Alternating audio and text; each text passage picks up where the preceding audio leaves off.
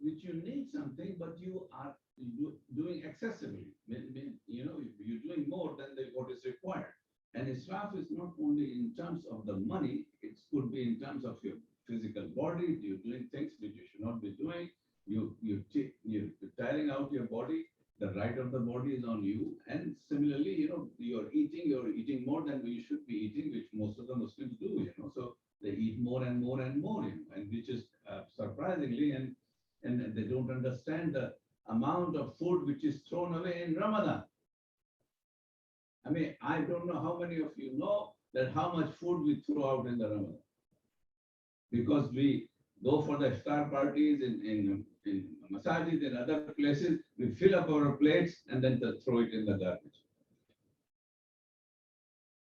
So, I mean, Ramadan is about not eating, and we try to fill up our plates and then throw the food. And generally, in other places, all throughout the Muslim world, we are the biggest culprit in that sense. We don't care. And here is Allah subhanahu wa ta'ala keep advising us that do not be wasteful, you know. And here is in Surah Al-Furqan, وَالَّذِينَ إِذَا أَنْفَقُوا لَمْ يُسْرِفُوا وَلَمْ يَقْتُرُوا. Allah subhanahu wa ta'ala is advising us. Do not do the israf, do not do more. You need a couple of dishes for the food you want to eat, good. But you invited friends and you have 7, 8 dishes in there, you know, it's israf. It becomes israf. You need few pair of trousers or dresses, but you have 20, 25, 30, you know, it's israf. It is still not considered haram. It's israf, it's not haram. You're doing excessive. But tabzir is what you don't need, and you're using your money or spending your money on something which is not needed. So it is not the amount of money, it is the cause where the purpose where you're spending is the important thing we have to understand.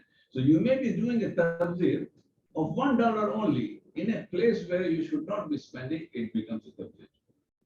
And Allah says in the next ayah, Innal mubadzirina kanu ikhwana shayateen. People who waste are the ones who are the brothers of the shaitan.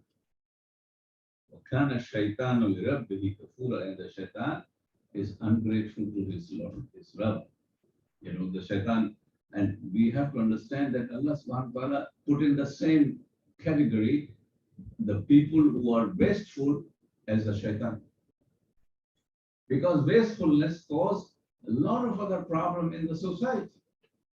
You know, people have these, anniversaries going on, you know, celebrating anniversaries or birthdays or graduation parties and even marriages and, you know, and all those in hotels, you know, where apart from the going against the injunction of Islam of mixed parties, you know, they have in hotels you go there, the men and women are together and all that, which is un-Islamic. So not only doing that, but you're spending and you don't need to do. There's no Islamically from the Sunnah there is the marriage. The only thing in the marriage should be celebrated is the nikah and the walima. There is no party of the marriage. We have no sunnah of Rasulullah sallallahu alaihi wasallam where when his daughters were married to the people, to the companions, that he had a celebration, or the companions did the same thing. No. Yes, the walima was done, and we have about 11 hadiths regarding the walima, but none for the marriage celebration. You do the nikah, and the daughter goes, and here after the nikah, the walima is done. And in that also you do not spend too much. So, but what we do here is we do opposite to all those things. We don't do the nikah in the masjid, we do the nikah in the hotel or some other place where Rasulullah sallallahu alaihi wasallam is saying to do the nikah in the masjid. Isa alayhi salam, I mean, look at the Christians, even there is no instruction for them in the Bible, but they do the nikah or the marriage ceremony in the churches. And they have parties outside, but they do it in churches. But Muslims do out. They don't do in masjid. They try to do it in other places. So Allah subhanahu wa ta'ala categorize them as a brother of the brothers of the shaitan. Because we think, I mean, there's nothing harm in it. No, this is harm. Anything which was outside the limit, which is described with the Quran and the Sunnah, it's always harmful to us because it will cause problem in the society, in the people among us. Because if I'm spending too much or wastefully money, the people who do not have, they will start having problems with me. In the heart, they will feel that there's something wrong.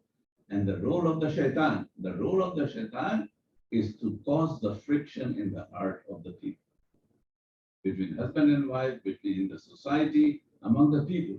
Because if the hearts are not together, that's family, that society will not be able to survive. Because you feel bad about it, have a bad feeling about the people. He doesn't care. His own driver is there who has no money to spend on the marriage of his daughter, and where is that where he's working, there's millions of dollars are being spent on the money on the marriage itself. So Allah says in the Quran in one place, إِنَّمَا يُرِيدُ الشَّيْطَانُ أَن يُوقِعَ بَيْنَكُمُ الْعَدَاوَةَ وَالْبَغْضَاءَ فِي. This is what is the role. Satan only wants to cause between you animosity. This is the role of the shaitan. That's why Allah says, إِنَّ الْمُبَذِّرِينَ كَانُوا إِخْوَانَ الشَّيَاطِينَ. Try to understand. Try to be strong. What is the jihad for the Muslims most of the time now is to struggle in this now. To do the social struggle. You stand up and say, no, I'm not going to do it. It is against. No, it's not done in the Quran and Sunnah. It is not haram. Let me tell you, it's not haram. But it's not done by the Prophet Muhammad. I will do that which is done by the Prophet Muhammad. I will get the more benefit because I'm trying to please Allah subhanahu wa ta'ala. I'm not trying to please people. People cannot be pleased. It is Allah subhanahu wa ta'ala whose pleasure is required. And it is that pleasure which will take us to the hereafter in Jannah in the hereafter, but not the pleasure of the people.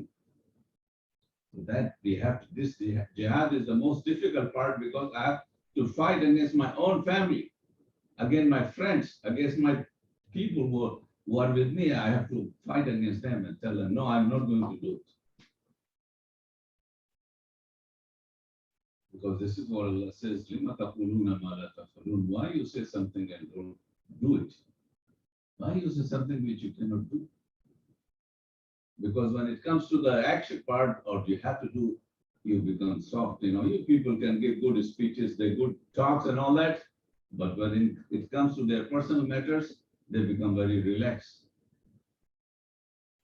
And this is where the problem comes with the Muslim societies. يقول قولي هذا واستغفر لي ولكم ولسائر المسلمين والمسلمات.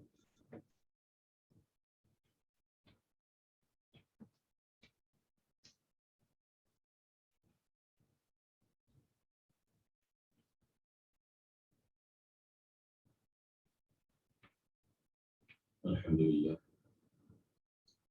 I was talking about in the first part of the khutbah about the wastefulness of our spending and israf in that sense. And I will request the brothers who come late for the Jummah not to do that, please, brothers, because you want to do the Jummah, you want to get the benefit of the Jummah, please just come before Khatib. We have a very short khutbah here, 15 minutes, 20 minutes. It is important that you want to get the benefit of the Jummah, then you have to come and before the Khatib come and say Assalamu alaikum. We have to believe in the hadith of Rasulullah sallallahu alaihi wasallam that the Jummah benefit person will not get the Jummah benefit once the Khatib has said Assalamu alaikum. The registers have been closed. You will do the prayers. You will not, but not the Jummah. You will do your prayers. Your obligation is done. But all the benefits of the Jummah will not be given to the people who are late. So we have to sacrifice something, that something has to be done in order to gain something. We sacrifice our efforts and time to get some dollars. We want Jannah, we have to sacrifice. We have to make efforts for it. And we have to make sure that we are there on time. Like somehow the other, people know it and it's still, sometimes there could be a very valid reason. But generally in masajid, this is not the only masjid, but I go to many other masajid for my khutbah, and I keep saying the same thing. And the people can do it if they want to do it, but they don't do it. And may Allah guide them, and may Allah guide me and guide them.